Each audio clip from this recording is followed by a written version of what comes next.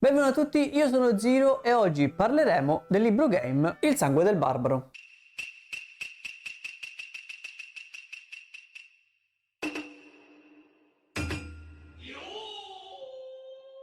Il sangue del barbaro è un libro game pubblicato da Officine Meningi, che ringrazio per avermene mandato una copia, che ripropone 5 storie di Robert Howard, famoso scrittore di Conan il Barbaro. All'interno troviamo appunto questi 5 racconti riadattati da scrittori italiani. Nello specifico troviamo il racconto La Torre dell'Elefante, riadattato da Valentino Sergi, dove il giovane Conan prova se stesso nel regno di Zamora, che lo vedrà affrontare le prove della Torre dell'Elefante e dover sconfiggere il mago Yara. Il Palazzo dei Morti, riadattato da Andrea Tupac Mollica, che vede Conan introdursi nelle rovine infestate dell'antica città di Larsa, la Maledetta, da sempre ritenuta ricettacolo tanto di tesori favolosi quanto di orrori spettrali. Ed è qui che dovrà affrontare minacce terribili come una silenziosa e letale lumaca gigante, nonché guerrieri scheletrici da secoli a guardia delle ricchezze ambite dai ladri. Il dio nell'urna, da Antonio Costantini, che vede Conan a Nemidia, la capitale della Numalia. È proprio qui che si imbatte nel cadavere di Publio Calliano, un collezionista che va trasformato la sua dimora in una sorta di museo contenente oggetti provenienti da tutta Iboria, compresi anche artefatti di natura sovrannaturale. Tutto il racconto gira intorno a questa urna che a quanto pare sembra contenere un vero e proprio dio. Gli intrusi al palazzo da Alberto Orsini, dove Conan se la vedrà con Nabonidus, il prete rosso, un uomo avido e potente, che grazie alla sua influenza usa il popolo e il re come burattini per i suoi scopi. È la figlia del re dei ghiacci da Lorenzo Trenti, conosciuto anche come la figlia dei giganti di ghiacci, vede Conan, dopo una furiosa lotta con la popolazione Vanir, ricevere un forte colpo in testa. Dopo essersi svegliato, vede di fronte a sé una donna stupenda, seminuda, e il primo pensiero di Conan è chiedersi come questa donna riesce a resistere al freddo. Ma questo sarà l'ultimo dei suoi problemi, perché poco dopo la ragazza chiama a sé i suoi fratelli, dei giganti glaciali armati di enormi bastoni che attentano alla vita di Conan. Oltre a queste storie adattate in modo eccellente appunto dagli scrittori,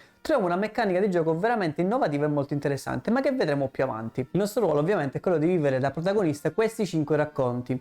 All'interno del libro troviamo il bagaglio classico dei libri game, quindi una moltitudine di scelte, oggetti da trovare all'interno della nostra storia e da mettere nel nostro inventario e ovviamente tanti nemici da fare a fette. E questi ovviamente sono i punti fondamentali del racconto, perché personificando Conan il Barbaro dobbiamo assolutamente distruggere qualsiasi nemico ci troviamo davanti, ed è proprio qui che troviamo quella meccanica che vi dicevo prima. Tutte le azioni, ma soprattutto il combattimento, è gestito non dal tiro dei dadi, bensì da un mazzo di carte. Dovete effettuare una prova? Dovete pescare una carta. Dovete difendervi da un nemico? Dovete pescare una carta. Volete fare a fette il vostro nemico tanto forte da metterlo dentro una lattina e venderlo come spam?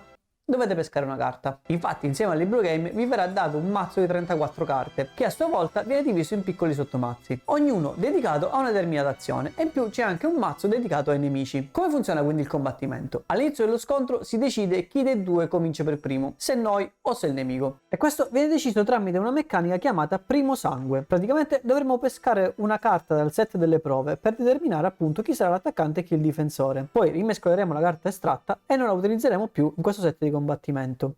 Se pescheremo una carta a successo, saremo noi a definire l'attaccante, ovvero chi colpisce per primo, mentre se uscirà a fallimento saremo noi a essere il difensore. E da quel momento ci si alterna: un turno saremo noi gli attaccanti, un turno saremo i difensori, e si va avanti così fino a che uno dei due non schiatta, sperando che sarà il nemico. Ogni carta pescata può infliggere dei danni o parare un certo numero di colpi. Chi attacca può decidere se usare una o due carte, ma deve farlo prima che le carte dell'avversario vengano scoperte, mentre chi difende deve giocare una sola carta e può farlo dopo che le carte dell'avversario vengono scoperte. Conan ha anche la possibilità di aggiungere delle carte al proprio mazzo determinate dall'equipaggiamento che avrà dietro e che noi troveremo all'interno del gioco. Infatti avremo a disposizione un inventario. Al suo interno possiamo avere un massimo di 5 elementi tra armi, armature e oggetti. Nel caso in cui dovessimo avere l'inventario pieno, non possiamo più raccogliere altro, a meno che non abbandoniamo quello che già possediamo. Oltre agli oggetti sopracitati possiamo anche trovare delle gemme e delle monete, che ci servono appunto per acquistare equipaggiamento o oggetti speciali dai vari mercanti. Il sangue del barbaro è un libro game molto avvincente, che oltre a fornire un combat system molto innovativo e molto interessante, tiene anche un ottimo ritmo e ha una moltitudine di scelte. Anche per questo è uscito vincitore di ben 4 premi People Choice al No Dice Unroll Awards del 2022, tra cui anche libro game dell'anno. Fatemi sapere nei commenti se avete già giocato questo libro o se siete interessati all'acquisto. Io comunque vi lascio in descrizione il link del sito di Officina Meningi dove potete acquistarlo, e sempre in descrizione trovate i miei social e anche il link al canale Viola, dove sono in live dalla domenica al giovedì, e il mercoledì giochiamo proprio i libri game.